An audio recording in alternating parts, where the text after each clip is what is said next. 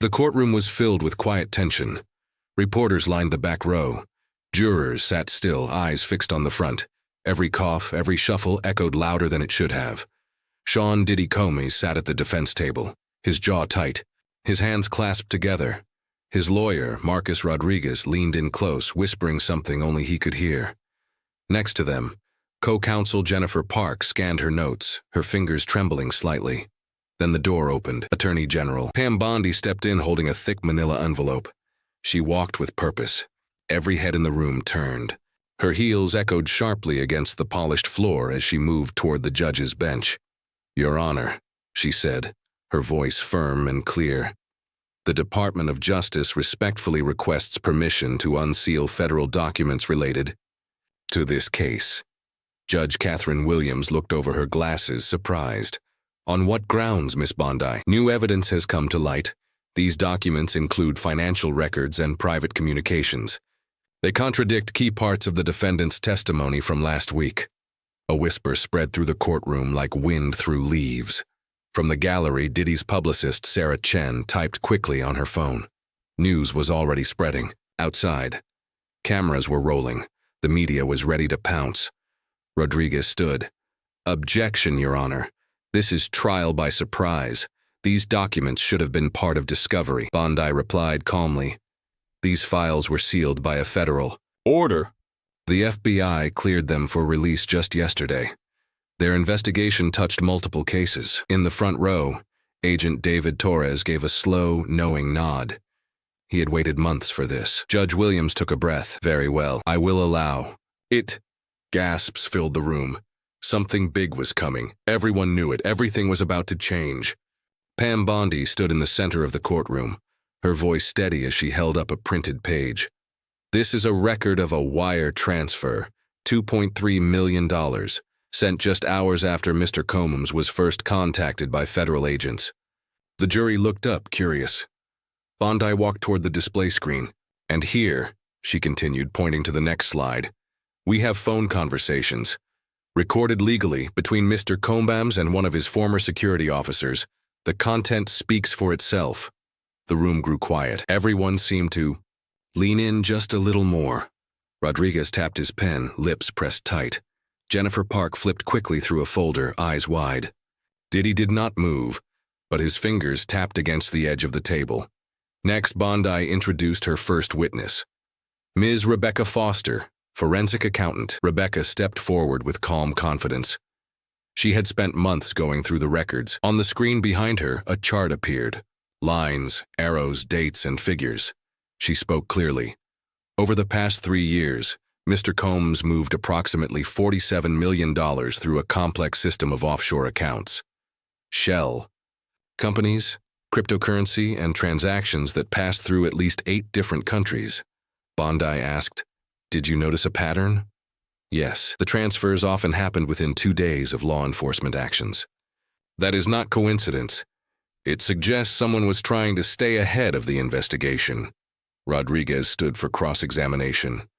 "Ms. Foster, is it not true that rich people often use complicated systems for legal tax purposes?" Foster nodded. "Yes, but legal tax planning does not involve hiding funds in countries with secrecy laws and then withdrawing large sums in cash with no documentation." Judge Williams called for a short recess. Diddy's team huddled in the hallway. Jennifer Park spoke first. "Sean, if this keeps up, we are going to lose everything. We need to talk about a plea deal." Diddy shook his head firmly. "I am not admitting to something I did not do." Rodriguez rubbed his forehead. "We are getting calls from reporters. Someone leaked that Bondi has more evidence." When the court resumed, Bondi introduced Marcus Johnson. He walked in slowly, looked, nervous. He had been granted immunity for his testimony. "I used to work closely with Mr. Combs," he began. "He asked me to help move money into places where the government could not trace it. He also told me to talk to people who might testify, to see if they would change their mind." The courtroom murmured. Rodriguez stood. "Objection. Hearsay. Overruled." Judge Williams replied. "The witness is speaking from direct experience." Bondi leaned in. "Mr. Johnson, Did Mr. Comey ever talk about what would happen if someone refused to stay quiet? Yes. He said some people might lose job offers. Others might have their secrets exposed. The next witness was Ray Washington, Diddy's former head of security. He also had immunity. I was told to watch certain people, follow them, take pictures of their kids, sit outside their homes. It was meant to scare them. Bondi asked, "Can you give us a specific example?" Maria Thompson. She was going to testify. I parked outside her daughter's school 3 days in a row. No words, just being there. Rodriguez looked rattled. His objections came quickly, but most were denied. Then Bondi played a phone recording. Diddy's voice filled the courtroom. "Ray, remind Mrs. Chen that testifying may not be in her best interest." Washington's voice replied, "How do you want me to remind her?" Diddy's answer came, "Use your imagination. Just keep it quiet." The jurors were still. Some glanced toward Diddy, others stared straight ahead. Bondi turned to the jury. "You just heard his voice. You heard the intent?" The defense team looked shaken. Jennifer Park leaned toward Diddy. "This is serious. If we do not take a deal now, we may not get another chance." Later, Dr. Amy Chen took the stand. She was a victim advocate and had worked with witnesses who had been threatened. Her voice was soft but clear. Several families had to move, children changed schools. Some parents lost jobs because of fear. They were scared every day. A mother on the jury wiped her eyes. A man on the end leaned forward with his hands clasped tightly. The emotional weight was beginning to show. Outside the courthouse, reporters crowded the steps. News channels ran breaking coverage. Online posts spread fast. Public opinion turned hard. "No more hiding," one headline read.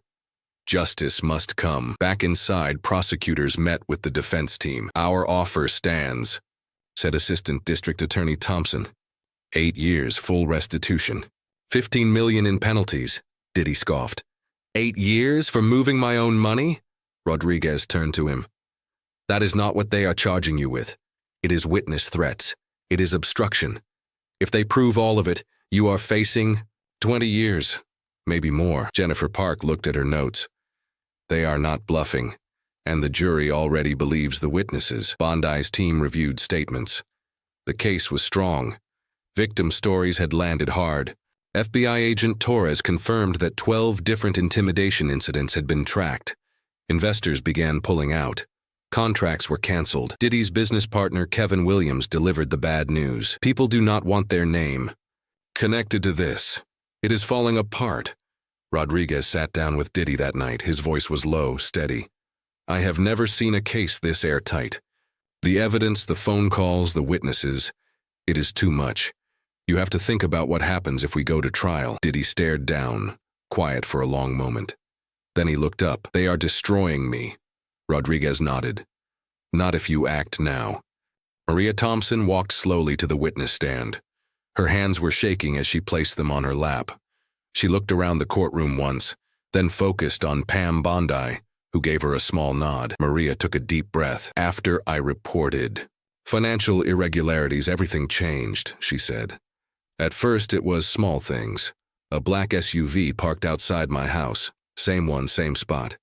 Then another outside my daughter's school." She paused and looked down. "My daughter Emma is only 8. She started asking why that same car followed us to the store, why a man was always sitting inside, watching. The courtroom was still. You could hear someone cough in the back, but nothing else. Then the photos started coming. Pictures of me picking Emma up from school, grocery shopping, eating lunch. I never saw who took them." One of the jurors shifted in her seat. Another rubbed his hands together, clearly uncomfortable. Judge Williams watched Maria closely, listening without interrupting. "I was afraid to sleep. I was afraid to walk out my front door. I moved in with my sister for a while just to feel safe again." Rodriguez stood up slowly. "Ms. Thompson, you never saw Mr. Comey yourself, correct? He never spoke to you directly?" "No, but his head of security already admitted he followed me. He said he did it on Sean's orders." Bondi stepped back up. "Ms. Thompson, after hearing that, how did you feel?" "Terrified. Furious. I was only telling the truth and they tried to scare my little girl. That is not something I can ever forgive. Bondi then called Dr. Jennifer Hayes to the stand. She had met with several of the victims who had received threats. Many of these people still experience anxiety, sleep problems, and extreme stress. Their children are affected too. They live in fear. She turned to the jury. This kind of behavior, constant watching, silent threats, it leaves scars that do not heal easily. Next, Dr. Sarah Kim testified. She specialized in elite intimidation tactics. Everything we have seen fits known patterns, she said. The unmarked eye, vehicles, the silent photography, vague warnings. These are all methods meant to frighten people without saying a word. It is control through fear. Bondi nodded. And do these methods work? Very well. People hesitate. They delay. They question if coming forward is worth it. Then came the recordings. Agent Torres set up the playback system. The courtroom grew quiet again. Diddy's voice came through first. Ray, you know how to handle it. Remind her what is at stake. Washington's voice followed. Subtle. As always. Just enough to make her think twice. Another recording played. Make sure nothing connects back to me. Use the side accounts. Cayman, not domestic. Keep it tight. The jurors stared ahead. No one looked away. A few mouths were slightly open. Bondi let the silence hang after the tapes ended. Later that day, Diddy sat in a private room with his legal team. His mother, Janice, was there too. She looked tired, her voice soft. Sean, I raised you better than this. Those people have children. His son, Justin, spoke next. Dad, this is not who you said you were. You always told us to protect others, to build. But now the whole world sees something else. His daughter, Chance, sat with her arms crossed, blinking back tears. Everyone at school is talking. They think you are a monster. Diddy looked down. He did not speak for a while. Rodriguez broke the silence. We need to ask for another meeting. This is our last chance. That evening, the defense met quietly with the prosecution in chambers. We want to revisit the plea, Rodriguez said. His voice was flat. The recordings, the testimonies, we know where this is going. Bondi stayed firm. Our terms remain the same. 8 years. Restitution, penalties. No house arrest. No reduced sentence. Jennifer Park tried to push back. Sean has no criminal record. He has done good things in the past. Thompson, the assistant prosecutor, responded sharply. He used power and fear to silence people. He put children in danger. 8 years is fair. Judge Williams spoke last. I have reviewed everything. If this case goes to trial and Mr. Combs is convicted, he could face 25 years. The plea offer is generous, given the damage caused. That night, Diddy was alone in the detention center. Rodriguez visited him once more. Sean, I have practiced law for more than 2 decades. I have never seen a case this complete. Every time you think they are finished, they bring more. Diddy asked, is there any way to change the sentence? No, they will not bend. They want prison time. Diddy stared at the wall. I built everything. Now it is just ashes. Rodriguez sat beside him. You can still choose how this ends. You can take control back, plead guilty, serve your time, and maybe rebuild something when it is over. But if you keep fighting and lose, they will bury you. There was silence for a while. Diddy looked up. How did I become the bad guy in my own story? Rodriguez said quietly. It is not about the story you told the world. It is about the story the evidence tells now. Inside Judge Williams's chambers, the air was heavy. Diddy sat beside his lawyers, his hands resting on the table, eyes low. He looked worn out. The energy he once carried was gone. Rodriguez cleared his throat. Your Honor. After speaking at length with our client, we are prepared to enter a plea agreement. Bondi gave a slow nod. The terms remain as discussed. 8 years in federal prison, full restitution of $47 million, $15 million in penalties, no parole for the first 4 years. Judge Williams turned to Diddy. Mr. Combs, do you understand the charges against you? Diddy nodded. Yes, Your Honor. And how do you plead? He paused, then looked directly at the judge. Guilty. It was quiet for a moment, then the courtroom door opened. Reporters flooded in as the public portion resumed. Cameras clicked. Everyone waited. Diddy stood slowly, his suit wrinkled, from sleepless nights. His voice cracked slightly as he repeated his plea for the record. I plead guilty to all charges: money laundering, obstruction of justice, witness intimidation. Gasps echoed through the gallery. Maria Thompson sat in the front row, gripping her daughter's hand. Agent Torres sat nearby, his arms crossed, watching every word. Judge Williams spoke firmly. This court accepts your plea. Bondi stood next. Your Honor, this plea is more than a legal win. It is a message. No one is above the law, not even the powerful. Outside the courthouse, news of the plea spread instantly. Guilty, one headline read. Justice delivered, said another. Across social media, reactions poured in. Most praised the outcome. Some were shocked, others angry. But the message was clear. There were limits, even for the rich and famous. Inside Diddy's world, the fallout came fast. His music label, Bad Boy Entertainment, announced a shutdown. Sponsors ended their contracts. Clothing lines were pulled from stores. Investors withdrew. His empire, once celebrated, began to collapse piece by piece. Legal experts on television called the trial a turning point. This is not just about Diddy, one said. It is about power, fear, and the limits of influence. For Maria Thompson and her daughter, something changed that day. Emma no longer looked out the window in fear. No more black SUVs. No more photos in the mailbox. Maria spoke quietly to reporters. I just want my daughter to feel safe again. That means more than anything. Diddy's family visited him a few days later. The room was small, quiet. His son Justin sat across from him. Dad, I am still upset, but I want you to come out of this better than you went in. Chance looked him in the eyes. You always told us to stand for something. Now is your chance to live by that. Diddy nodded. I hear you. I really do. Later, in his prison cell, he began to write. Not music this time. Letters. The first went to Maria Thompson. He started with the truth. I know I caused fear. I wish I could take it back.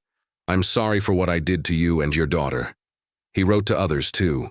Each one personal, each one handwritten, each one a step toward something he had not faced before. Real accountability. Public response shifted slowly. Some people still defended him, but most began to see the bigger picture. Power unchecked can hurt the ones with no protection. This case made it real. It made it close to home. Pam Bondi stood on the courthouse steps weeks later. Cameras pointed toward her. We are not finished, she said. This case showed us what needs to change. We are working on new laws, harsher penalties for witness intimidation, more protection for those who step forward. It is time we make this standard, not special. Inside prison, Diddy kept to himself. He did not talk much, but he read, he wrote, he thought. He looked in the mirror often. The same man stared back, but something had changed. His eyes held something else. Not pride, not fear. Something quieter. Maybe shame. Maybe honesty. He knew this was not the life he planned. He knew he had hurt people, but in that stillness he started to understand. Power can lift people, but it can also crush them. And when you cross that line, there is no going back. He remembered what his daughter said. Live by what you taught us. That stayed with him. Outside the prison walls, his case remained in the headlines, but not for the drama anymore. Now, it was about reform, about change, about sending a signal to every powerful person watching. And slowly, the story shifted from what he did wrong to what must come next. Diddy sat on his bunk staring at a blank page, a pen in his hand. He had told so many stories in his life, but this would be different. It would not be about fame or money. It would be about facing who you really are when everything else is gone.